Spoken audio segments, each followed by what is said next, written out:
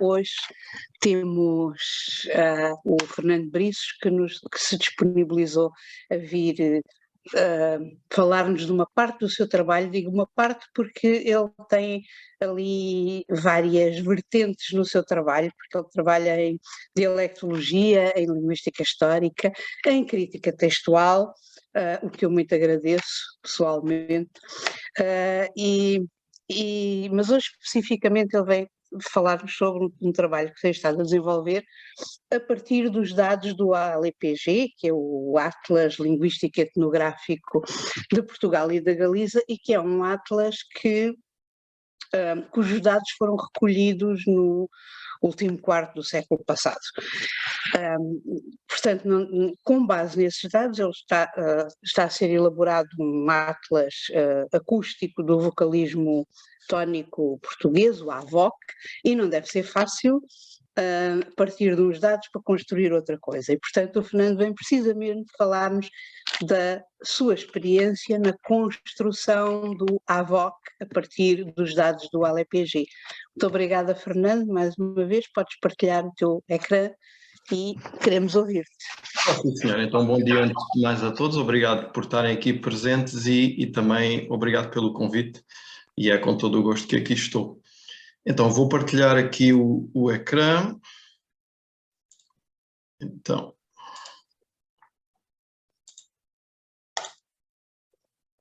aqui está. Deixem-me só. Não é assim tão simples. Então, creio que agora estão a ver. Uhum. Estão. Pronto, veem perfeitamente os ecrãs, não é? Eu estou a utilizar aqui 2 monitores pela primeira vez, mas creio que não causa dificuldades. Se tiverem alguma dificuldade ou se não me ouvirem bem, por favor, digam. Então, começando, como dizia a colega Esperança, tenho trabalhado em vários domínios, trabalho em vários domínios, mas uma das principais linhas condutoras no que respeita à dialectologia é precisamente a tentativa de casar, vamos dizer, princípios da dialectologia tradicional, sobretudo corpora recolhidos a partir dessa metodologia tradicional, com princípios mais técnicos, mais atuais. No fundo, tirar rendimento de corpora construídos a partir não só de outros princípios, mas também com outros objetivos, tentar tirar o rendimento devido desses corpora a partir de metodologias um bocadinho mais atuais. E é claro que esse casamento não é nada pacífico e coloca alguns desafios que eu considero interessantes e que, acima de tudo, sobre os quais é interessante falar, é interessante discutir, porque constitui uma experiência num ramo de investigação que não é assim tão conhecido quanto isso, e dá para tirar algumas lições, sobretudo para ver que tipo de problemas é que eu tenho encontrado e que soluções é que tenho formulado para resolver esses problemas. Então, neste caso vou falar da fonética acústica, tenho trabalhado também em outros domínios da dialectologia, aproveitamento de corpos tradicionais também, por exemplo, a partir da dialectometria, com princípios quantitativos, estatísticos. Neste caso vamos focar na fonética acústica, na experiência de construção do Atlas Acústico do Vocalismo Tónico Português, o AVOC. Agora, outro slide. Uma breve caracterização do AVOC a partir da página web do projeto. O objetivo é realizar a cartografia das vogais tónicas, só tónicas por enquanto, dos dialetos portugueses de Portugal continental, por meio de dados exclusivamente acústicos. Portanto, não há aqui dados perceptivos em jogo, só dados acústicos. Parte de 2 constatações: a utilidade desses dados, porque são mais objetivos, são inerentemente materialistas, é fácil analisá-los de forma quantitativa, são no fundo medições em hertz, valores numéricos, então são especialmente úteis para caracterizar sistemas linguísticos. Por outro lado, também existe uma falta assinalável, drástica, de estudos dialetais de base acústica, mas isto no caso português como em geral. Há muito pouca tradição de dialectologia acústica, e perceberão dentro de um pouco porque é que eu prefiro utilizar esse termo dialectologia acústica mais do que fonética acústica dialetal, que é a designação tradicional. Ora, estes dois aspectos confluem numa linha de ação, que é tentar dar um passo em frente na descrição, na classificação dialetal, torná-la um pouquinho mais objetiva. Essa descrição, essa classificação está tradicionalmente sujeita de modo exclusivo à metodologia impressionista ou perceptiva.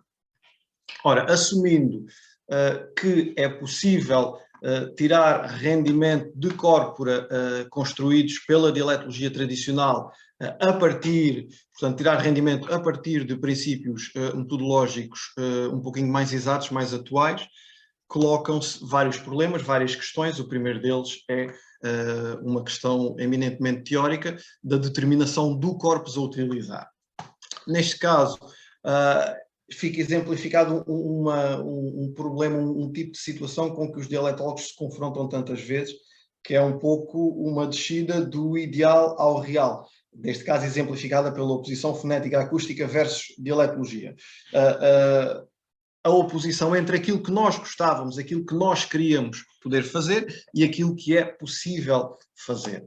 No fundo, na fonética acústica, laboratorial, experimental, nós lidamos tipicamente com dados laboratoriais mais controlados, podemos utilizar um questionário com todas as variáveis que nós queremos controlar, podemos até pedir aos informantes para fazer uma leitura automática, aqui no sentido livre, claro, do termo, uma leitura sistemática, focada apenas naquilo que nós queremos. Pelo contrário, na dialetologia nós lidamos com dados de campo, é claro que é no contexto real em que a língua é usada e por meio de fala espontânea que nós podemos estudar os dialetos, não é nos laboratórios que nós conseguimos estudar os dialetos. Então, na dialetologia nós lidamos exponencialmente com fatores imprevistos. A imprevisibilidade é um pouco a ordem do dia, por oposição a essa previsibilidade que faz parte da fonética experimental. Ora, é quase uma oposição entre dois domínios de investigação. Para conseguir conciliar um com o outro, tive de, no fundo, definir um norte, definir uma linha condutora, definir de forma muito clara aquilo que eu queria fazer. E o que queria fazer era dialetologia. Daí o termo dialetologia acústica. Aqui a fonética acústica, neste caso específico, é utilizada apenas como uma metodologia, como uma ciência auxiliar da dialetologia, se quiser, como os princípios de cartografia técnica ou metodologia estatística, no caso da dialetometria, e outros tipos de disciplinas que podem auxiliar a dialetologia. Neste caso é vista apenas como isso, como uma ferramenta que me permite obter dados supostamente melhores. Portanto, dialetologia acústica sim, mas dialetologia acima de tudo. Então, esse confronto entre ideal e real aqui é resolvido desta forma, claro, com um foco no real, naquilo que posso fazer, mais do que naquilo que eu gostaria de fazer. O corpus escolhido, uma vez definido esse norte, como eu dizia, o corpus escolhido é o ALEPG, o Atlas Linguístico Etnográfico de Portugal e de Galiza.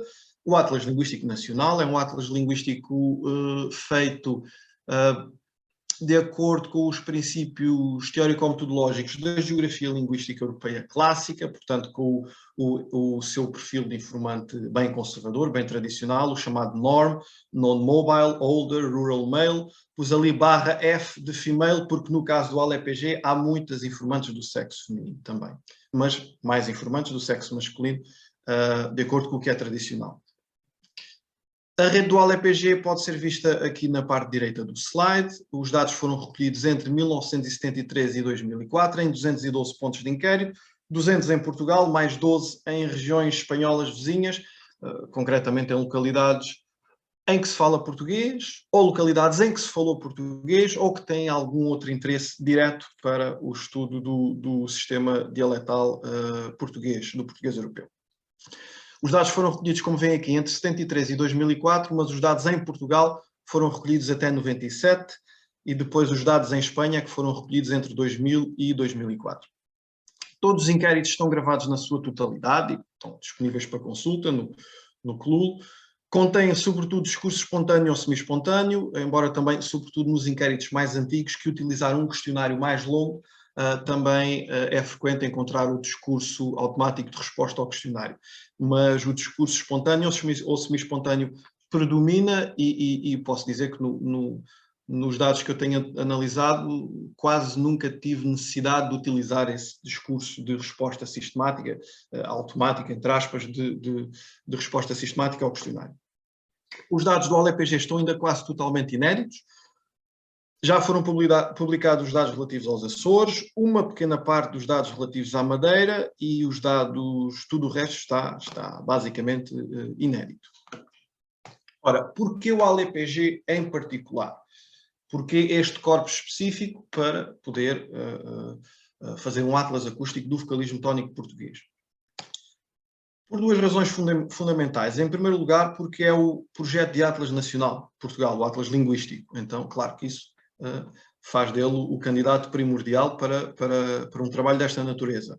Mas também porque tem dados que nós podemos dizer aqui ideais do ponto de vista dialetológico, concretamente porque tem um perfil de informante valiosíssimo, que é exponencialmente conservador e está quase extinto. O último informante não escolarizado de português, precisamente devido à sincronia em que os dados foram recolhidos e também ao perfil conservador do informante. É o último informante ideal, entre aspas, em termos dialetológicos, um informante não escolarizado, predominantemente rural, profundamente ligado à terra, bem representativo do dialeto, da variedade regional em questão. Vejam, por exemplo, esta informação estatística, que eu creio que é elucidativa, um gráfico com os dados da população residente em Portugal com 15 e mais anos, segundo os censos, sem nível de ensino, em percentagem da população residente. Vem em 1960, basicamente 2/3 da população residente em Portugal com 15 e mais anos não tinha nível de ensino concluído. Meio século depois, 51 anos depois, é uma percentagem pouco mais que residual, apenas 6%, e é claro que vem a curva acentuada, bem desenhada nesse gráfico à direita. Notem que estamos a falar de 1960, a data mais recuada. 15 ou mais anos, estamos a falar de pessoas nascidas em 1945 ou para trás.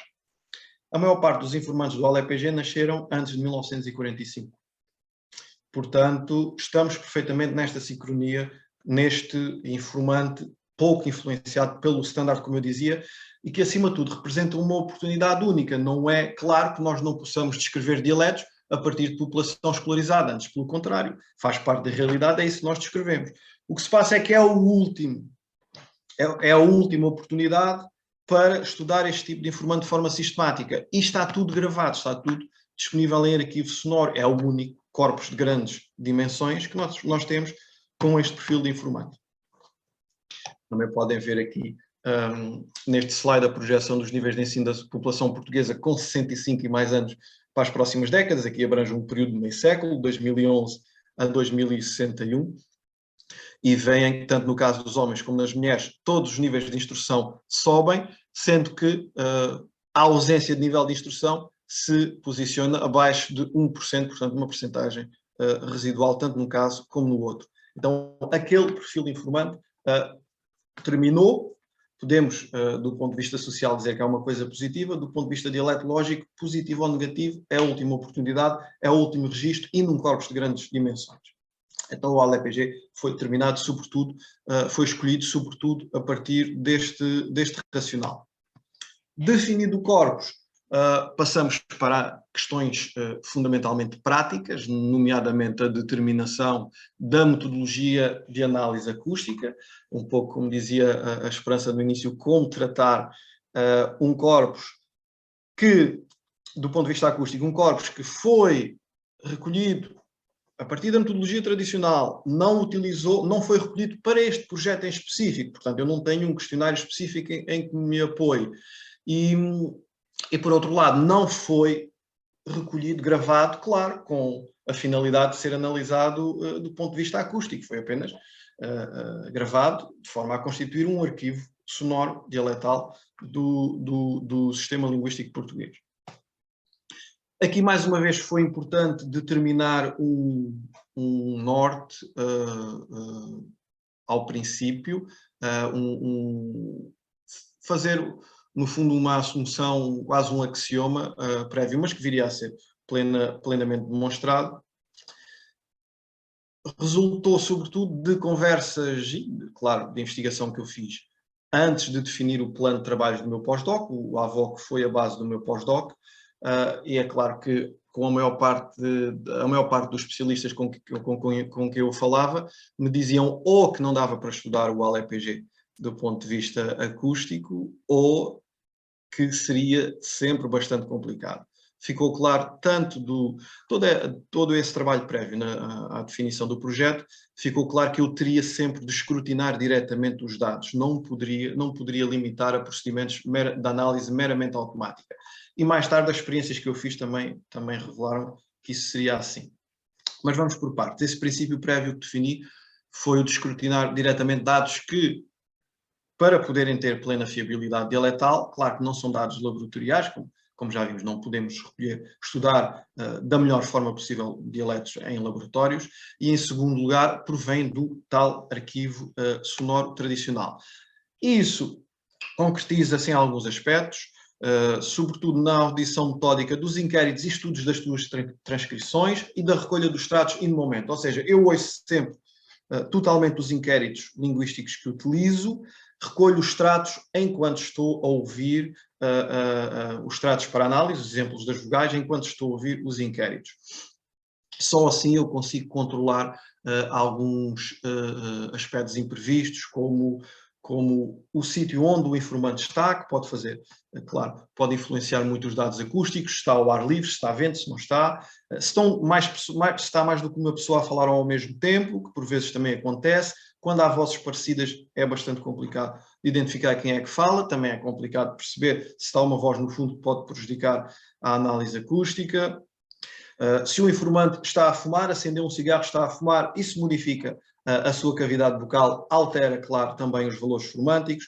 Todos estes imprevistos, que obviamente não foram controlados no projeto, no ALEPG, eu tenho de controlar o máximo possível, e isso obriga-me a ouvir os inquéritos, a estudá-los na sua totalidade, e não posso limitar a correr um script ou a correr um algoritmo, vamos dizer, nas gravações, a recolher dados automaticamente. Os inquéritos são longos, as entrevistas do ALEPG por ponto de inquérito têm uma média de quase 13 horas, 12 horas e 40 minutos, e também quase sempre vários informantes. É claro que tudo isto é um processo moroso, pus aqui de forma um pouquinho humorística também doloroso, mas que tem de ser feito. Não existe, pelo menos enquanto não tivermos mais bagagem, mais tradição de estudo acústico de dialetos, de corpora tradicionais, pelo menos enquanto não damos esse passo, este processo é absolutamente necessário. Na prática, então, formulei uma análise semiautomática dos dados. Uma análise totalmente automática teria demasiada dificuldade em lidar com os tais imprevistos que eu falava, ruído, gestos do informante, presença de outras pessoas ou não, fatores totalmente aleatórios, extremamente imprevisíveis e difíceis de determinar se não se houve a gravação na totalidade, como o exemplo que eu dei do informante acender um cigarro, estar a fumar ou começar a comer. Se não ouvimos, se não percebemos bem o contexto, não conseguimos controlar isso. Uma análise totalmente manual seria sempre mais morosa e subjetiva, porque nós nunca conseguimos, posto de forma simples, nunca conseguimos repetir comportamentos com tanta consistência como um computador, claro. Portanto, seria sempre mais subjetivo e também, de forma a ser fiável, mais morosa. É claro que constitui a base de ciências como a fonética forense, é o ponto de referência fundamental, foi onde tudo começou. No princípio, a análise era toda manual, sim, mas hoje em dia podemos otimizar um pouco os processos. Recorri aos fundamentals da análise acústica da fala, como, por exemplo, software menos elaborado, menos técnico, mas mais fiável, com mais tradição de uso, cujas virtudes e defeitos nós conheçamos melhor. É muito importante pisar terreno seguro quando se está a fazer uma coisa, posso dizer, um pouquinho arrojada como esta, estudar, do ponto de vista acústico, um corpus tradicional. Então procurei desenvolver um procedimento de análise que tem de ser simultaneamente conservador, objetivo, quer dados exatos, tão exatos quanto possível, mas também original e elástico, devido a esta falta de tradição de estudo e ao facto, como também já víamos, o corpus em estudo ser extremamente atípico, do ponto de vista da fonética acústica, claro. Aqui tem um exemplo do processo de medição, se quiserem podemos esmiuçar depois. Tem um exemplo da palavra cepa, a análise da vogal tónica E. Creio que conseguem ver o meu cursor, em todo o caso, podem ver debaixo do número 2.35 uma barra de seleção. Essa barra representa a zona estável da vogal, seleciona a zona estável, depois o envelope espectral do programa dá-me os picos formânticos, os valores dos picos, que correspondem aos formantes, e eu extraio os valores em Hertz a partir daí. Notem que estou a utilizar o SpeechStation 2, bem conhecido dos investigadores do CLUL, um programa já descontinuado, mas extremamente fiável para este tipo de trabalho. O tipo de corpus influencia não só a metodologia de análise dos dados recolhidos, mas, claro, o próprio processo de recolha. E é importante fazer algumas notas sobre este aspecto. Em primeiro lugar, claro que tenho de utilizar uma rede de inquéritos necessariamente menos densa do que a de um atlas tradicional ou perceptivo, porque os dados requerem mais tempo e mais cuidado para serem tratados do que a análise perceptiva, que é sempre mais rápida. Um informante por inquérito também corresponde bem à tradição dialetológica, é utilizado o adulto homem mais representativo do sistema linguístico em questão, o sexo masculino de forma a ter dados comparáveis com outros estudos, no futuro, claro que pretendo abranger também o sexo feminino. Embora no caso do ALEPG seja difícil, no caso dos arquivos sonoros tradicionais seja difícil devido ao predomínio do perfil norm de que falávamos há pouco. Os tratos são recolhidos exclusivamente em frases declarativas, em entoação normal e em discurso preferencialmente espontâneo, e por isso mesmo um questionário específico não foi utilizado. Claro que não foi, não podia ser. Não esquecer, o ALEPG fez o seu questionário em 1970, os inquéritos começaram em 73. É claro que o AVOC, do ponto de vista genético, depende do ALEPG no sentido em que utiliza os dados, mas não tem nada a ver, porque o ALEPG foi feito com propósitos completamente distintos. Utilizo sílabas CV, consoante vogal, de longe as mais representativas no caso do português, também a estrutura silábica mais representativa das línguas do mundo, com 4 pontos de articulação, consoante bilabial, alveodental, palatal, velar. Isto significa que estão incluídas praticamente todas as consoantes com uma presença geograficamente estendida no português europeu, como digo aqui.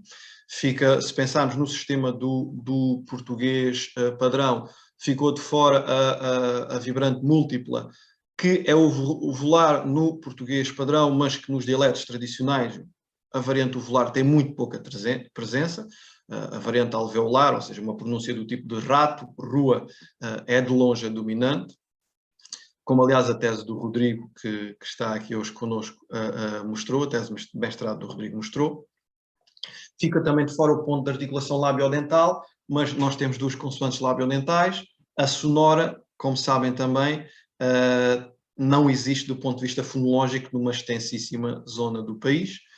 Ficou de fora das consoantes com uma presença verdadeiramente extensa, fica de fora apenas a labiodental surda. Portanto, podemos dizer que o sistema linguístico está muito representado nesta solução. Utilizo 7 ocorrências de cada vogal por sílaba, 28 casos por vogal, com exceção de uma vogal em que por vezes recolho 40 casos, é o caso da média fechada E, mas por norma 28 casos por vogal, nunca menos de 28 casos por vogal, está também perfeitamente dentro do que nós costumamos ver, mesmo em estudos mais técnicos, de fonética puramente laboratorial. Por exemplo, a descrição do primeiro estudo de fonética acústica sobre as vogais, o sistema fonológico vocálico do português europeu, da professora Raquel Delgado Martins, são 9 exemplos por vogal, se não estou em erro. No estudo mais recente, Paula Escudero et al., de 2009, são, creio, 20 exemplos por vogal, portanto 28 também não estamos mal. Faço um controle adicional do contexto seguinte, que representa todos os contextos fonológicos possíveis do português europeu. É uma lista, digamos assim, de ocorrências assim um pouquinho complexa, detalhada, aí nessa referência, que é um artigo meu do Journal of Portuguese Linguistics, está tudo, de 2014, está tudo descrito ao pormenor, mas o bottom line, o principal aspecto a extrair daqui é que mesmo desta forma, reciclando um corpus que foi construído com fins completamente diversos, conseguimos extrair dados totalmente representativos do sistema fonológico dos dialetos do português europeu. Sobre a rede de pontos de inquérito, claro que não tem uma dimensão tão extensa como a rede que vimos do ALEPG, mas está também dentro do padrão de projetos comparáveis.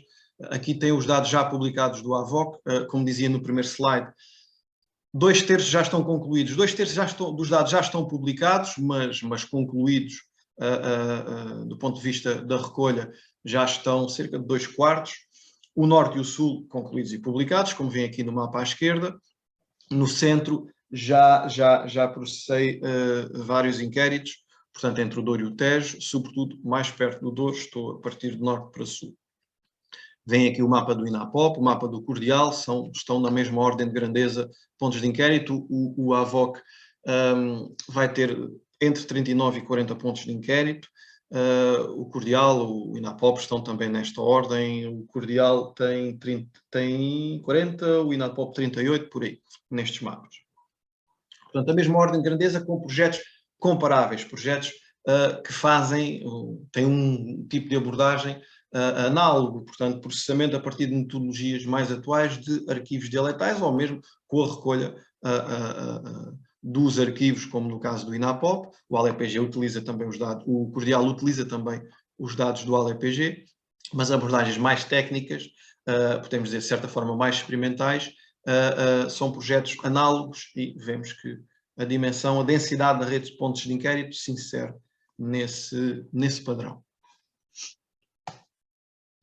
Ainda um par de notas sobre a metodologia. É claro que os procedimentos que utilizo são totalmente uniformes, ou seja, a metodologia foi fixada no princípio e é replicada de forma totalmente absoluta ao mais pequeno detalhe em todos os pontos de inquérito. Isso inclui um registro pormenorizado numa base de dados da proveniência física de cada extrato, exemplificativo do vogal e do seu processo de medição. Eu recolho, extraio do inquérito não só a segmentação da vogal, mas toda a palavra e normalmente também de contexto envolvente, que me permita saber melhor, identificar melhor o contexto de ocorrência daquele extrato que eu estou a analisar. Por muito que eu faça aquela audição metódica que eu referia, há sempre coisas que passam, há sempre coisas que, sobretudo no início do projeto, em que eu sabia menos do assunto, coisas como gravações ao ar livre, passei a ter mais cuidado, não sabia que o vento tinha tanta interferência na medição dos valores formânticos, e outros barulhos, sobretudo barulhos que possam estar na mesma frequência hertziana da nossa produção linguística.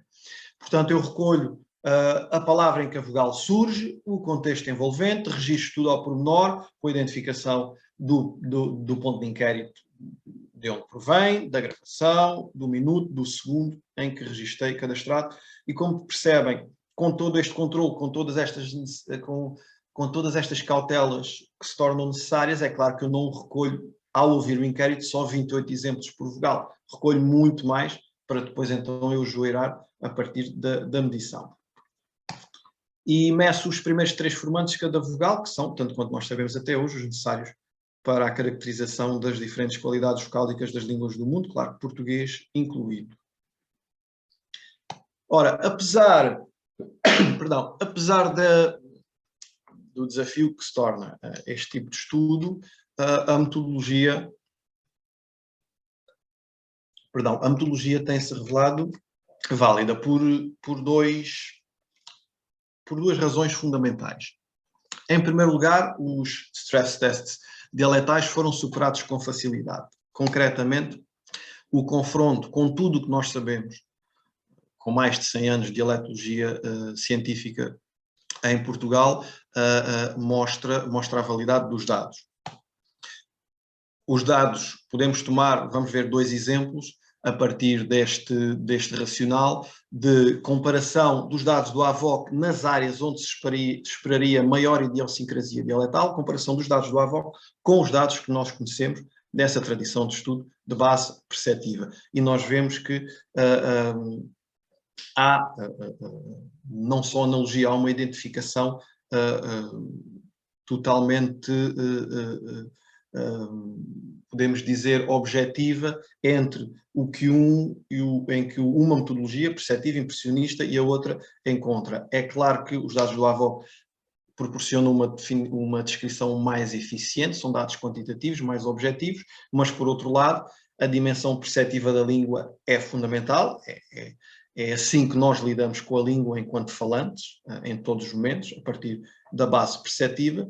Então, uma coisa é nós utilizarmos técnicas mais atuais, outra coisa é nós recusarmos puramente a metodologia perceptiva, isso nunca poderemos fazer. Enquanto lidarmos com a língua de forma perceptiva, não podemos recusar a dimensão perceptiva na análise dialetológica. No AVOC só há dados acústicos, eu comparo esses dados com os estudos de base perceptiva e nota-se uma identificação que mostra a validade até das duas abordagens, porque chegamos aos mesmos resultados por mais de uma via.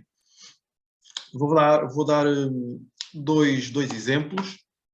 Em primeiro lugar, aqui, os dialetos portugueses do centro interior, portanto, basicamente distritos de Castelo Branco, Porto Alegre, canto inferior esquerdo, e os dialetos portugueses do sudoeste, ocidente, Barlavento do Algarve, canto inferior direito, tem as cartas de formantes dos pontos de inquérito do AVOC que representam essas áreas. Centro interior, uma localidade chamada Alpalhão, no distrito de Porto Alegre, do sudoeste, uma localidade chamada Praia da Salema, obviamente no distrito de Faro. Em cima têm a carta de formantes do português europeu padrão, tal como definida a partir dos dados de Escudero et al., o estudo mais recente de base acústica que descreve este sistema. Vem o triângulo acústico, nós chamamos tradicionalmente ao sistema vocálico tónico do português standard um triângulo vocálico, precisamente porque se desenha em função de um triângulo na carta de formantes e na articulação. Em baixo, os dialetos do centro interior, do sudoeste, que têm sido identificados como variedades extremamente idiosincráticas pela nossa tradição de estudos dialetológicos. Aquelas coisas esquisitas que encontram ali, aquelas vogais em posições esquisitas, correspondem todas de forma plena ou praticamente plena ao que a literatura de base perceptiva tinha vindo a notar. Nós esperaríamos estas 3 vogais mistas na zona central do sistema vocálico de Alpalhão, portanto uma vogal mista de base anterior, 2 vogais mistas de base posterior. Esta revolução que vem na carta de formantes do Barlavento Algarvio, em que praticamente não resta nenhuma vogal, nenhuma qualidade vocálica do português standard, também esperaríamos, a partir dos dados de base perceptiva, e o AVOC permite verificar esses dados, é interessante e, claro, permite construir análises melhores, porque os dados, insisto, são de natureza mais objetiva. O segundo exemplo, dialetos portugueses do Noroeste, onde também é identificada outra variedade extremamente idiosincrática do português europeu. Aqui, Noroeste, essencialmente distritos de Porto, Braga, Viana do Castelo, também com um pouquinho do distrito de Aveiro. Estes dialetos são identificados na nossa tradição por um traço fundamental, chamada ditongação das vogais médias, ou seja, pronúncias do tipo de Porto, de fazer, de pó, de pé, coisas desse tipo, nós identificamos imediatamente com a pronúncia do Noroeste, e os dados do AVOC mostram essas ditongações na sua plenitude. Tem aqui 2 cartas de formantes, uma de Barrosas de Santo Estevão, outra de Sobrado, são ambas localidades do distrito do Porto. Os ditongos são representados com setas, portanto, o início da seta representa a primeira qualidade vocálica, ou seja, o primeiro tom do ditongo, o final da seta, a segunda qualidade do ditongo. Com setas verdes tem as ditongações das médias fechadas, com setas vermelhas as ditongações das médias abertas. E nós vemos as ditongações em todo o seu esplendor aqui nos dados. Portanto, mais uma vez, nós vemos verificação a partir de uma metodologia mais robusta daquilo que ao longo de décadas tinha vindo a ser dito por vários especialistas, com base em vários ouvidos, com base em várias análises, com base em vários corpora. Portanto, isto é um indicador importante da robustez dos dados do AVOC. Mas é claro que não se limitam a verificar o que já foi dito, também permitem dar saltos em frente, dar passos em frente no que nós sabemos sobre o vocalismo tónico do nosso sistema dialetal. Vou também aqui dar 2 exemplos. O primeiro, mais uma vez, a respeito do Noroeste. Com base nos dados do AVOC, foi possível reformular a caracterização dialetal dessa região. Notem que, quando falo de classificação dialetal, caracterização dialetal, falo, claro, da nova proposta de classificação dos dialetos galego-portugueses, de Lindley Sintra, que foi publicada há 50 anos, em 1971, construída com base em dados recolhidos nos anos 50, e que é utilizada de forma praticamente unânime desde então. A primeira reformulação dessa classificação foi feita precisamente a partir dos dados do AVOC, respeitantes ao Noroeste. É uma reformulação muito parcial, respeita a uma área específica, um canto de Portugal, mas para todos os efeitos é o primeiro estudo desse tipo que nós podemos fazer. Então essa caracterização é reformulada a partir de 3 aspectos.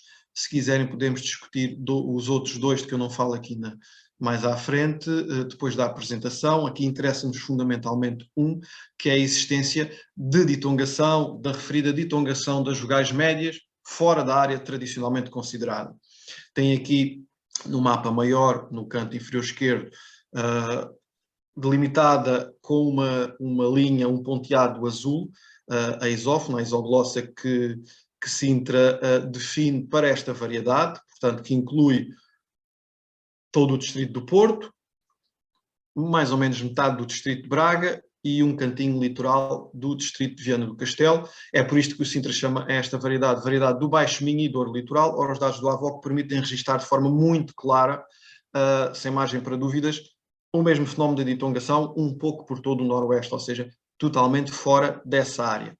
Tem um exemplo aqui da carta de formantes do ponto de inquérito de Arcos de Valdevez, que é o ponto de inquérito mais a norte do AVOC, e obviamente está localizado no distrito de Viana do Castelo, e vem ali as ditongações na sua plenitude. Falta ali a vogal E, a média aberta, não é por lapso, falta mesmo. Nos 2 pontos de inquérito do distrito de Viana do Castelo, foi encontrada fusão total entre as 2 médias anteriores. Fusão na direção de E, ou seja, E identifica-se totalmente com E. Num desses pontos de inquérito, eu creio que não é o de Arcos de Valdevez, que é o outro, que é de uma localidade chamada Castelo de Neiva. Num desses, os valores formânticos do E etimológico, da média aberta, são até ligeiramente, no caso do primeiro formante, são até ligeiramente inferiores aos da vogal E, ou seja, um pouquinho mais subida, mas por muito pouco. Então, no caso aqui, sem margem para dúvidas, houve essa fusão de vogais. Mas no que aqui nos interessa, vemos a ditongação das médias totalmente registada, bem fora da linha definida por Sintra. É claro que isto nos permite rever essa classificação dialetal, e uma coisa é dizer que há uma variedade totalmente idiosincrática numa parte do Noroeste, outra coisa é dizer que o Noroeste essa variedade abrange todo o Noroeste, que é a área do berço da língua no nosso território atual. São coisas completamente diferentes do ponto de vista da história da língua, e são dados que o AVOC nos leva a obter. Segundo exemplo, uma revisão um pouquinho mais subtil, mas também relevante, aqui a respeito do Centro-Sul português, em que há, como já vimos, são tradicionalmente identificadas 2 variedades muito idiosincráticas, mas muito afastadas também. O centro interior, distritos de Castelo Branco e Porto Alegre, representado aqui com uma oval vermelha no nosso mapa, e o sudoeste, com outra oval vermelha, no Barlavento Algarvio. São áreas que estão afastadas, mas cujas características, cujos traços linguísticos, sobretudo, que respeitam sobretudo ao vocalismo tónico, esses traços são parecidos. têm várias analogias, a principal das quais é que o traço que tem sido utilizado para delimitar essas variedades, que tem sido descrito como o traço mais constante na área dessas variedades, é o que se chama tradicionalmente a palatalização de U tónico, ou seja, o avanço articulatório de U. Portanto, uma pronúncia parecida, não igual, não tão avançada, mas parecida com o U francês, ou que os falantes do português também identificam facilmente com o dialeto de São Miguel dos Açores. Ou seja, o avanço articulatório dessa vogal. Os dados do AVOX encontram esse tipo de vogal nesses 2 pontos de inquérito, sim, mas encontram um pouco mais. Encontram uma espécie de um fundo latente de avanço articulatório, ou se quiserem, noutra perspectiva, de recusa da posição de U como vogal mais recuada do sistema, um pouco por todo o centro-sul. Notem como nós vimos, o U como vogal mais recuada do sistema vocálico é o que nós conhecemos tradicionalmente para o português standard, como vê aqui na carta de formantes, na parte superior do slide. Ora, no centro-sul nós não vemos isso. Se dissecarmos o mapa, vemos que, em termos muito simples, há apenas 4 pontos representados com uma bandeirinha. Ou seja, 4 pontos em que o U é a vogal mais recuada do sistema. São 4 pontos num total de 13. Não chega a 1/3. Em todos os outros pontos de inquérito, o U não tem a posição mais recuada do sistema. Pode ser uma vogal central, em 3 pontos, que é o que se encontra em 3 pontos. Pode ser uma vogal posterior, recuada posterior, mas menos recuada do que as outras 2 posteriores, O e O, as 2 médias. Ou pode ser também uma vogal posterior, mas a segunda mais recuada. Portanto, mais recuada do que O, do que a média aberta, mas menos recuada do que O. Em termos simples, o que nós concluímos daqui é que existe um fundo latente de avanço articulatório da vogal U, que, claro, mostra que não há uma falha, não há uma ruptura, uma cisão entre aquelas 2 variedades tão parecidas, mas tão distantes do centro interior e do sudoeste, mas há sim um contínuo entre essas 2 áreas. Mais uma vez, do ponto de vista não só sincrónico, mas também diacrónico, é completamente diferente ter 2 áreas parecidas, mas sem pontos de contacto entre si, áreas dialetais e idiosincráticas. Isso é completamente diferente de ter uma espécie de uma ponte entre essas 2 áreas em que os fenómenos não têm a mesma dimensão, mas formam uma espécie de contínuo, uma espécie de constante entre esses 2 picos mais acentuados no relevo dialetal do centro-sul. Este tipo de dado é virtualmente impossível, ou pelo menos muito, muito, muito difícil de obter a partir apenas de análise perceptiva. Uma coisa é eu identificar a pronúncia U, outra coisa é eu, apenas com base em informação perceptiva, conseguir determinar se o U é mais recuado do que O ou do que O, sendo uma vogal posterior na mesma. Isto é virtualmente impossível a partir de dados perceptivos. Ora, dados acústicos permitem-nos fazer isto. Portanto, não apenas pela validação de dados perceptivos, mas também por nos permitir chegar um pouco mais além, a metodologia seguida, este tipo de abordagem, parece-me claro que é válido. Então, estamos em condições de passar para a conclusão. Eu aqui vou-me focar em dois pontos principais e insistir um pouquinho numa mensagem que já passo a referir. Mas começando pelo princípio, em primeiro lugar, nós vemos muito claramente que os arquivos sonoros tradicionais são um recurso totalmente possível, totalmente útil para estudos acústicos atualizados sobre os dialetos. Esta não é a opinião tradicional, é de que seria sempre muito difícil, como eu dizia antes, reciclar esses dados para análise acústica. Nós vemos que é possível fazê-lo.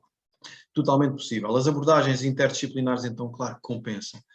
Não descaracterizam a dialetologia, continuam a ser dialetologia e, por outro lado, trazem um aporte decisivo necessário. Então, não precisamos de ser defensivos em relação a este tipo de abordagem. A fonética acústica, então, recuperando a expressão que utilizei no início da apresentação, é plenamente casável com a dialetologia. Apesar de ser necessário algum esforço de adaptação, os procedimentos da fonética acústica são transferíveis para as necessidades muito particulares, muito exigentes da dialetologia, como é o uso daquilo que, do ponto de vista de fonética laboratorial, nós chamaríamos very bad data, não é?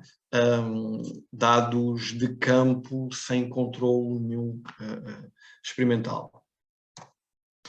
A dialetologia, portanto, não tem de abdicar dos seus princípios bem estabelecidos, dados de campo, informantes conservadores, fala espontânea, etc., desde que sejam feitas escolhas prudentes no momento da análise acústica. E principalmente se aposte em procedimentos de medição acústica que sejam simples, por isso elásticos, adaptáveis a corpora, tão atípicos, mas que também sejam conservadores, que nos permitam ter dados válidos. Senão não valeria a pena fazer este tipo de trabalho. Isto mostra-nos que a dialetologia acústica está ao alcance do não especialista em fonética acústica. Eu, de forma nenhuma, sou um especialista. Portanto, se eu tenho conseguido fazer este estudo, qualquer dialetólogo consegue fazer. O projeto é então um exemplo de que a dialetologia acústica é uma área de investigação promissora, uma vez que permite ir além dos dados perceptivos, como vimos, proporcionando resultados mais exatos e objetivos do que a dialetologia tradicional, tem acrescentado informação relevante e, acima de tudo, não deixa de ser dialetologia. Então, este mote, a mensagem que eu quis insistir nas conclusões, é defensável que se utilize cada vez mais este tipo de abordagem, portanto, que a dialetologia acústica seja um recurso corrente no estudo da variação linguística. Atualmente, as descrições tradicionais, impressionistas, ainda são largamente dominantes.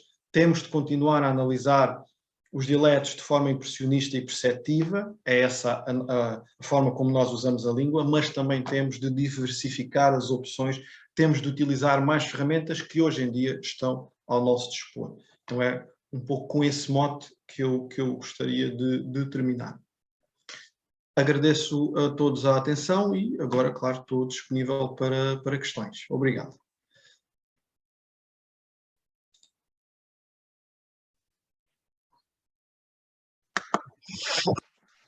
Obrigada, Fernando. Agradecemos muito a tua apresentação, que foi muito interessante. Eu especialmente fico com muito interesse por estes novos dados para a história da língua, como podes imaginar. Temos espaço para conversa.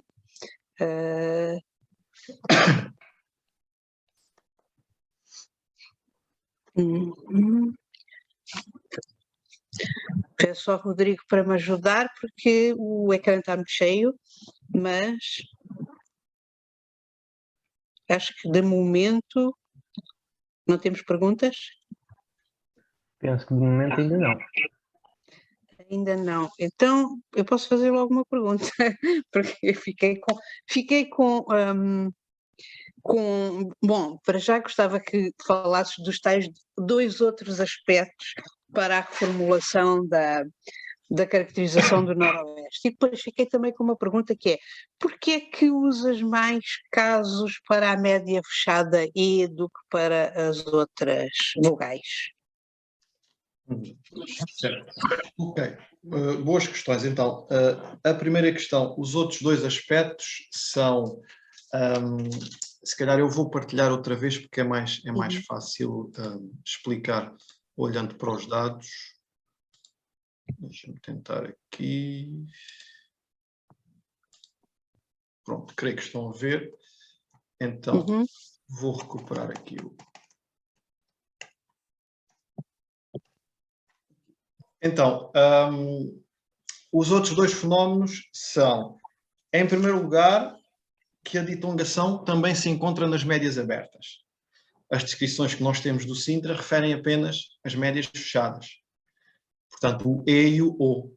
Mas os dados são extremamente claros e tem aqui cartas de formantes. Vimos aqui 3 cartas, Arcos de Valdevez, que está mais à frente, e aqui estas do Distrito do Porto. Encontramos ditongação de forma muito clara também nas médias abertas. Esse é o segundo aspecto que nos permite rever essa caracterização. O primeiro, como dizia, os fenómenos abrangerem o tom do Noroeste. O segundo aspecto é a existência de 2 subtipos de ditongação. Aquilo que neste artigo, aqui com a colega Celeste Rodrigues, publicámos em 2016, chamamos realização ditongada 1 e realização ditongada 2. O primeiro subtipo de ditongação começa e termina no eixo articulatório da vogal. Então, se é uma vogal anterior, começa e termina no espaço anterior. Se é uma vogal posterior, começa e termina no espaço posterior. Eu já vou dar exemplos. O segundo subtipo de ditongação começa naturalmente no espaço articulatório da vogal, mas vai em direção ao espaço central. Vejam aqui os dois subtipos. Aqui, conseguem ver o meu cursor, não conseguem? Conseguem? Sim, Pronto. sim. Aqui, vejam, a primeira ditongação, o primeiro subtipo, começa e termina no espaço anterior. Isto é uma pronúncia do tipo de fazer. O segundo subtipo começa no espaço anterior, mas vai até ao espaço central. Então é uma pronúncia do tipo de fazer. E isto nós encontramos nos dialetos. Outro exemplo agora com o espaço posterior. Aqui, esta seta representa uma pronúncia do tipo de porto. Esta pronúncia representa uma pronúncia do tipo de porto. São realizações que nós encontramos. Então, dois subtipos de ditongação. Na literatura nós não encontramos isto referido, sobretudo na literatura que se pode chamar de sistema, ou seja, que dá uma visão sistemática, que faz uma classificação dos dialetos. Encontramos normalmente só o primeiro subtipo. Este é o segundo aspecto. Não, era o terceiro aspecto, já referi o segundo, ditongação também nas vogais médias abertas. Ora, a segunda questão prendia-se com o número de exemplos da vogal E, certo? Uhum. Isso tem a ver, sobretudo, com a diversidade de contextos que nós encontramos no complexíssimo sistema vocálico do Barlavento do Algarve. Consoante os contextos, consoante a pronúncia, esta vogal pode-se desdobrar em duas. Há questões fonológicas também a respeito da interpretação dos dados, dos monotongos no sul, monotongos resultantes da monotongação dos ditongos históricos EI e OU. Alguma literatura interpreta esses monotongos como fazendo parte da vogal fonológica E ou O, outra literatura não interpreta, e então, para controlar todos os contextos possíveis e para poder ter mais dados, fazer uma discussão mais rica, recolhi 10 exemplos para a vogal E. Tem a ver com o sistema do Barlavento, mas também com o sistema do centro interior, em que, tomando aqui como exemplo a carta de formantes de Alpalhão, este E é o resultado da monotongação de EI. Todo o E fechado, todo o E etimológico é realizado como esta vogal central. Então, quando eu digo 10 contextos para a vogal E, é a vogal E etimológica, que se pode desdobrar, sobretudo no centro-sul. No norte, não encontrei o mesmo tipo de questão. No centro, ainda só analisei parte dos dados, mas espero encontrar o mesmo tipo de questão no distrito de Castelo Branco, ainda lá não cheguei. Mas então é sobretudo por esta complexidade inerente à vogal. Mas quando construo as cartas de formantes, utilizo sempre o mesmo número e utilizo os valores médios construídos a partir do mesmo número de ocorrências para cada vogal. Até um pouquinho complexo, não sei se esclareci totalmente, mas tem a ver com a complexidade inerente a esta vogal no centro-sul. Eu comecei por tratar o centro-sul do país. Os dados do norte foram tratados depois. Portanto, e eu comecei mesmo pelo sul, aliás, os primeiros pontos de inquérito que eu analisei foram os do Algarve e fui subindo no país. De alguma maneira, fico com a ideia que os teus dados apontam para... Bom, falta-te aqui uma parte do meio de Portugal, mas apontam para tendências diferentes no vocalismo, no noroeste com ditongação, e depois no centro interior até ao Barlavento um sistema vocal completamente diferente. Não sei se já estás a conseguir imaginar aqui alguma coisa em termos diacrónicos. Sim. Há aqui muita sugestão. Eu tratei isso com detalhe no artigo 2020, em que publiquei os dados do norte interior e que, portanto, fiz uma síntese do norte e o sul, os do noroeste já tinham sido publicados. Esse aspecto que estás a tocar é extremamente relevante, é que o sul tem uma aversão total aos ditongos. Monotonga tudo o que pode. O noroeste não só conserva os ditongos etimológicos, como vamos dizer, inventa outros. Estamos a falar de dois subtipos de vogais, dois subtipos de ditongação, nas 4 médias. E há ainda, não falei aqui, também uma ditongação da vogal I, mas com presença muito reduzida no noroeste. Só encontrei no distrito de Viana do Castelo, no tal ponto de inquérito de Castelo do Neiva. É uma ditongação parecida com a que nós encontramos na Madeira. Dizer, por exemplo, em vez de ti, dizer de ti, para ti, a quei, uma pronúncia desse tipo. Portanto, ainda outro ditongo, mas este com uma área muito menos extensa, muito mais localizado, mas para todos os efeitos. Se nós considerarmos as 4 médias e o I, só fica o A e o U fora da ditongação. O noroeste não só conserva, como inventa. Isto mostra para mim, desde logo, um facto muito importante, que os estudos dialetométricos, portanto aqui não se tratando apenas de dados acústicos, os estudos dialetométricos têm mostrado também é que parece haver 2 Portugais no nosso panorama dialetal, o noroeste e o resto. Se nós analisarmos a 3 dimensões a nossa paisagem dialetal, há um relevo extremo no noroeste e depois quase uma planície, portanto um nivelamento dialetal no resto do país, claro, com picos diferentes, não são todos iguais. Mas há uma grande idiosincrasia do noroeste, que é onde nasceu a língua até. Os dados dialetométricos, por exemplo, mostram que a região mais afastada linguisticamente do português standard é o noroeste em bloco. Que até parece estar a construir um padrão recentemente, um padrão dialetal, porque nós vemos certos fenómenos dialetais da região que é possível que se tenham vindo a espalhar, a desenvolver mais recentemente. Um exemplo, o R retroflexo. Nós hoje em dia ouvimos muito facilmente nas pessoas da região um R retroflexo, portanto parecido com o R inglês, tomando aquele exemplo da palavra fazer há pouco, fazer, um R deste tipo. Nós hoje em dia, se formos a um campus universitário, ao campus de Braga, ao campus de Guimarães, do Porto, nós vamos ouvir as pessoas novas com este R. Sabem quantos exemplos desses é que eu consegui encontrar no ALEPG? 0, com informantes conservadores. A ditongação das médias também. Eu tenho dados, ainda não estão todos publicados. Não foi por acaso que o Sintra só notou ditongação naquela área menos estendida. A rede dele não era muito densa, certo.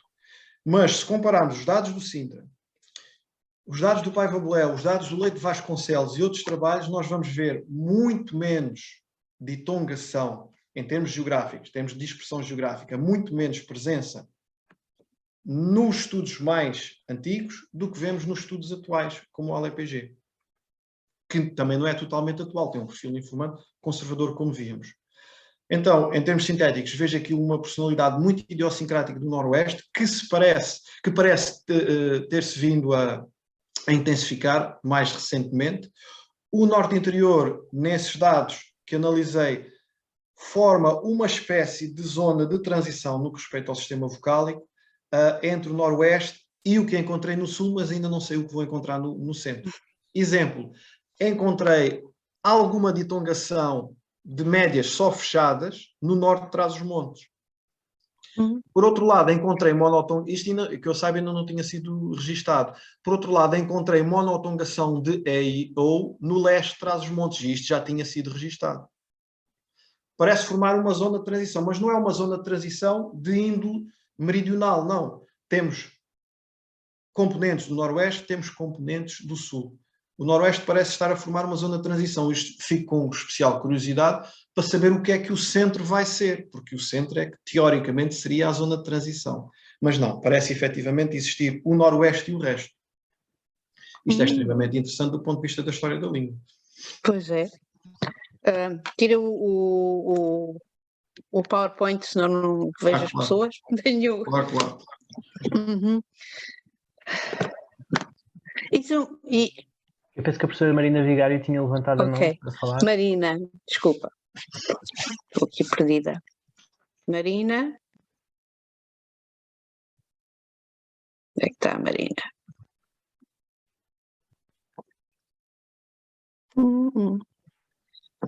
Pois, eu tinha visto com a mão levantada, mas agora também não a Mas vejo. a Celeste tem. Celeste, por favor. Agora perdi a Marina, vamos à Celeste. Ok. Eu queria felicitar o Fernando pelo magnífico projeto que ele encetou e cujos resultados nos apresentou hoje.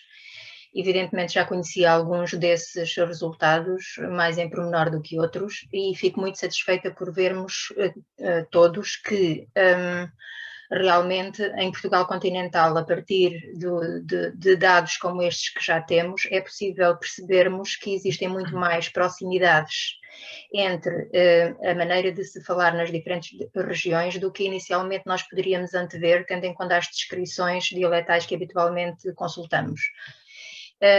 E essas semelhanças, por outro lado, levantam-nos uma série de outras questões relacionadas com o que é que nós devemos considerar que existe em termos fonológicos em todas essas regiões.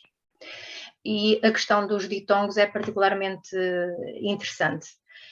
Ainda há bocadinho o Fernando mostrou que numa região, agora não consigo precisar exatamente se era no Barlavento, mas penso que sim, ele tinha realizações específicas em palavras que deveriam ter o ditongo EI e realizações com outra vogal, acusticamente, que correspondiam à vogal E. Ou seja, o que é que nós vamos considerar que existe fonologicamente naquela região, no conhecimento daqueles informantes?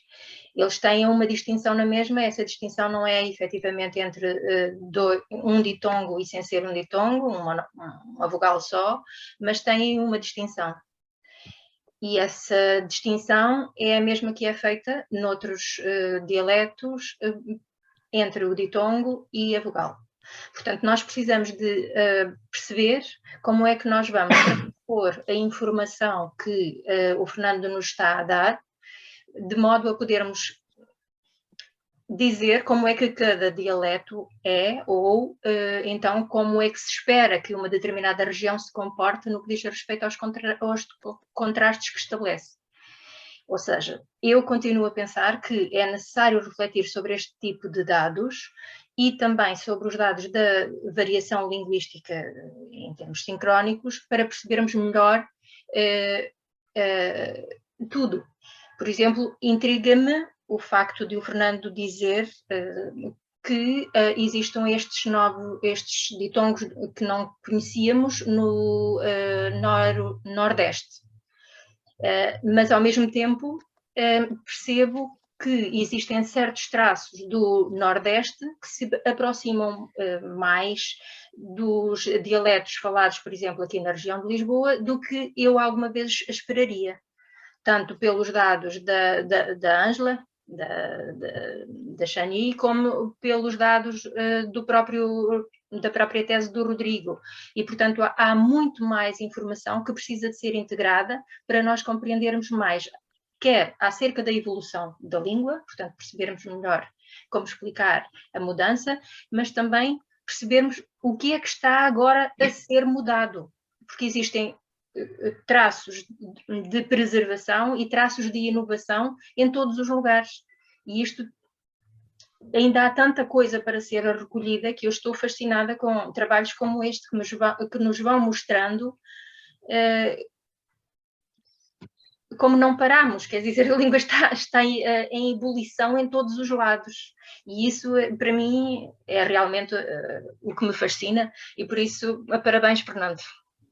E só espero é que consiga, de facto, conseguir reunir à sua volta gente suficiente para poder avançar nestes estudos, que me parecem realmente de muita, muita relevância, independentemente da chamada má qualidade dos dados recolhidos, que obviamente não é má.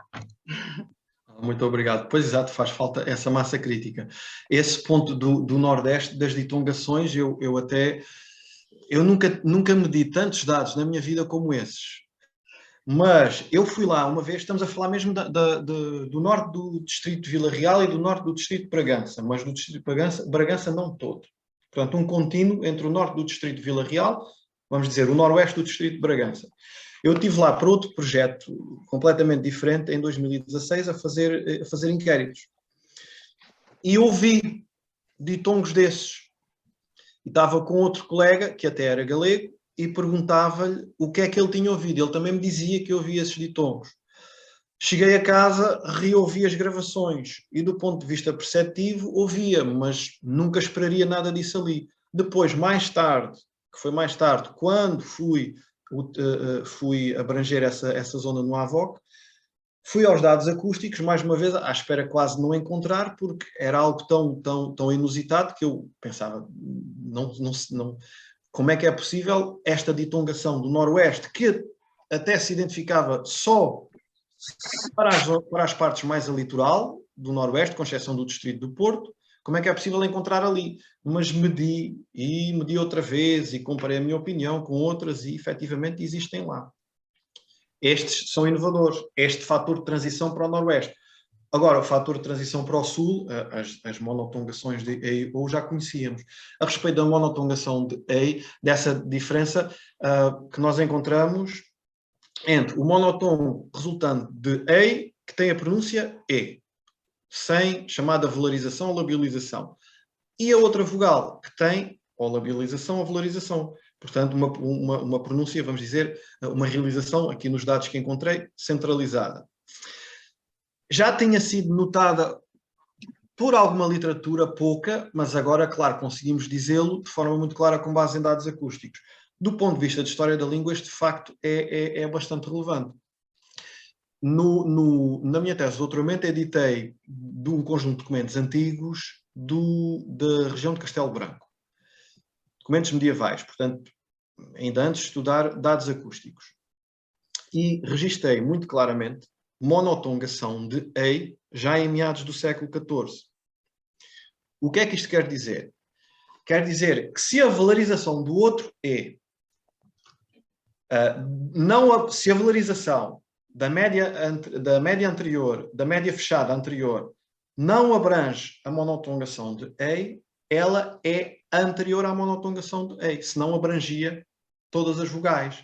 Isso permite-nos remeter esse traço linguístico para o pleno português antigo, para o século XIV. Aqui não precisamos de dados acústicos, mas é claro que os dados, para comprovar isso, mas os dados acústicos permitem-nos ter outra certeza, porque quando eu comecei a analisar este fenómeno, uns diziam que sim, o monotom resultante de EI tem uma pronúncia, a outra vogal tem outra. Mas agora, olhar para os valores Hertz e ver, como se viu na Carta de Formandos de Alpalhão, duas vogais completamente diferentes, permite-nos pelo menos validar esse raciocínio. Esta dimensão de obter dados novos é relevante sim, mas também ao podermos verificar outros dados que já conhecíamos, mas podemos ter dados mais exatos, informação mais exata que nos permita melhorar as análises, também acaba por ser relevante, não é? E essa questão dos fenómenos porque a língua muda permanentemente, essa questão que referia de fenómenos que parecem estar, fenómenos dialetais que parecem ter ganho maior espaço recentemente, também é um aspecto, claro, extremamente relevante. E o Noroeste, mais uma vez aqui, à cabeça desse processo. Olha, e tens alguma ideia sobre a Galiza? Estou a ver agora se tenho ideia, porque estamos precisamente a recolher dados no outro projeto, estamos precisamente a recolher dados do lado de lá da fronteira para estudar esta questão das ditongações. Pois. É claro que a pandemia complicou tudo, mas começamos a recolher em meados de dezembro, antes do Natal. E já temos alguns dados recolhidos para precisamente comparar dados do lado de lá da fronteira. Estamos a falar da zona fronteiriça da Galiza, nunca com mais do que 15 quilómetros em linha reta da fronteira. E então, conto daqui a alguns meses já consegui dizer alguma coisa a esse respeito. No caso da Galiza, as informações ainda são mais dúbias do que nós conhecemos. Mas tanto quanto se sabe, não se conhece ditongação significativa lá das médias. Mas vamos ver agora, no próximo capítulo, o que é que conseguimos dizer sobre isso.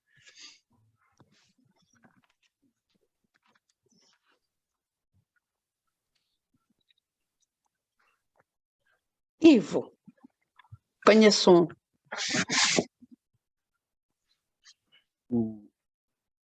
Sim? Sim, sim. O Fernando convence sempre. Depois é preciso voltar atrás. E ele disse uma coisa inquietante.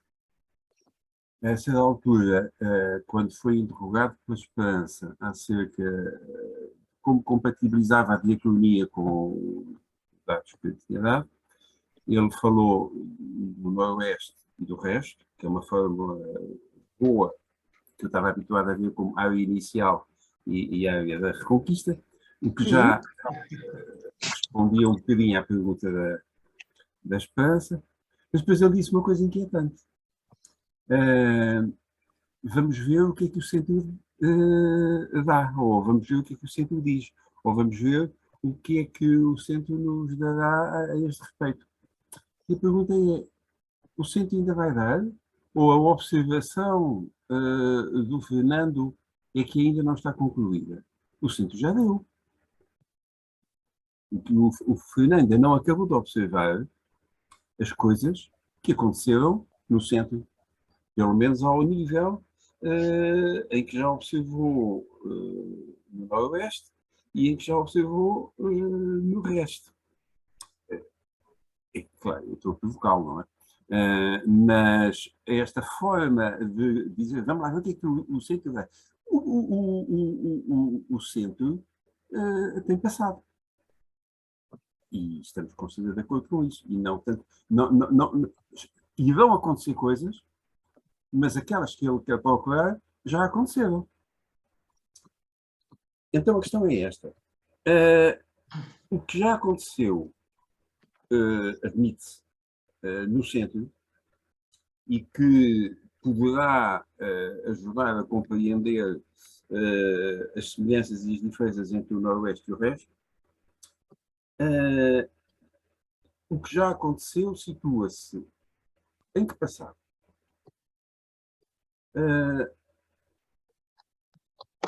Se chamássemos, e ele não fez e fez bem, ao Noroeste, a área inicial da língua, estávamos a ter problemas com todos estes fenómenos recentes, as vibrantes e as ditongações e todas as coisas que estão a acontecer agora. Então, há dois passados, pelo menos. Um passado da formação da língua e um passado mais recente em que estão a acontecer coisas numa região que não é uma região de traseiras.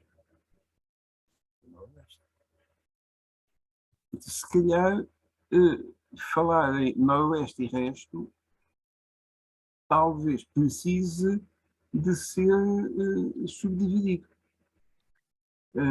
em camadas cronológicas diferentes. E é esse, parece-me, o problema que a Esperança estava a sentir.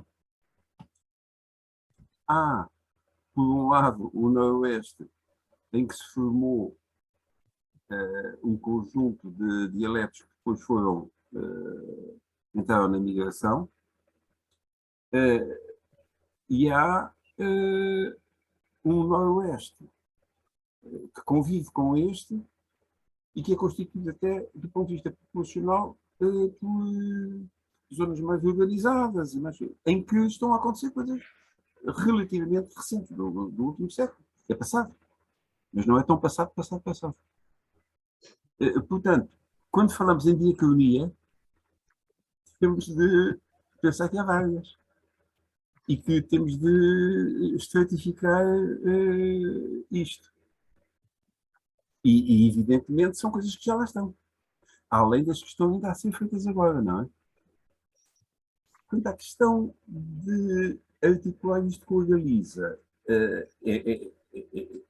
é natural pensar isso, mas é complicado, porque todos os dados galegos são contaminados por uma história de pesquisa linguística que não é completamente paralela à nossa. Portanto, os mesmos dados, há muito mais informação sociolinguística lá do que lá de cá, e essa informação sociolinguística pinga sobre os objetos que observa, modifica-os, arruma-os assim, e há, do ponto de vista histórico, uma série de materiais em texto português que foram, por exemplo, publicados pela Clínica Maia, mas que tinham de ser, antes de mais nada, filologicamente revistos.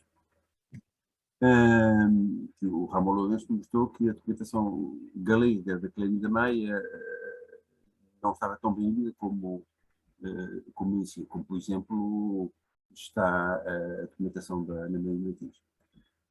E há documentação muito recente, também da zona da Galiza, próximo da fronteira, aquela que mais contacto tem, que são os documentos de Monte Ramo, publicados há muito poucos anos pelo Ramon Lourenço. E que, tanto quanto sei, do nosso lado ainda não foram olhados. Há muitos documentos portugueses ou de escribas portugueses que estão em Monte Ramo. E há documentos galegos, produzidos localmente, que estão em Monte Ramo. É uma situação que deve parecer bastante fascinante ao Fernando, porque tem algumas afinidades diplomáticas com o corpo dele de Beira Baixa. Bom, mas isto é para dizer que quando pegar nas questões galegas, é preciso pôr os óculos. Não é com os óculos, como está a olhar para Braga e Castelo de Neiva e essas coisas, que pode ir olhar para os materiais galegos. Isso já é dizer muito, não é? Não se vai aborrecer nada. Ah, pois. E podemos começar a pensar na temporada 2, não é? Ah, pois. Isso é acontecido. E essa questão que o professor referia de qual extrato cronológico, não é? Eu concordo totalmente. É um pouco um passo em frente que nós teríamos de dar. Quando eu referi, expliquei porque é que escolhi o ALEPG, passei, de certa forma, aquela ideia romântica de que até ao fim, em termos simples, até ao fim desse perfil de informante conservador, está tudo igual desde a origem e agora é que a língua se começa a mover, não é? Como se o pastor nascido em 1910, temos tantos no corpus do ALEPG, falasse da mesma forma que o pastor nascido em 1210, 1310, 410, etc. As coisas não são bem assim. A língua evoluiu, a língua mudou e nós conseguimos abandonar um pouco, não é? Essa ideia romântica que eu próprio estava a difundir no caso da explicação do corpus do ALEPG. Isso é fundamental, porque conseguirmos olhar para os dialetos como uma sucessão de estratos, conseguirmos analisar um pouco melhor a cronologia das mudanças ou pelo menos analisá-los, vê-los, encará-los como corpos móveis e não imóveis ao longo da história, ou pelo menos até recentemente, eu acho que seria algo fundamental. Isso já não será talvez matéria para o AVOC explica ou descreve o que nós temos agora, é matéria para o estudo de corpora como esse que refere do Ramon Lourenço e que é verdade, está ainda por aproveitar, mas tem tantos pontos de contacto com o que já se fez para o lado de cá. Mas concordo totalmente com essa ideia. Obrigado. Obrigado.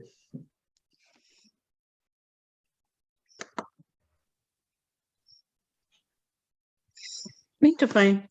Não há mais questões para o Fernando?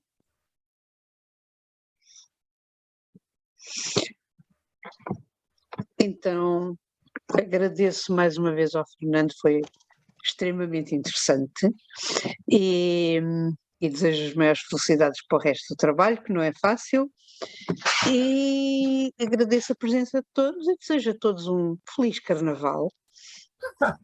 E vamos para o próximo, e encontramos-nos no próximo seminário. Isso mesmo. Muito obrigado a todos mais uma vez pela presença, pela discussão também, e cá estaremos depois do Carnaval. Até à próxima. Obrigado. Adeus, obrigado.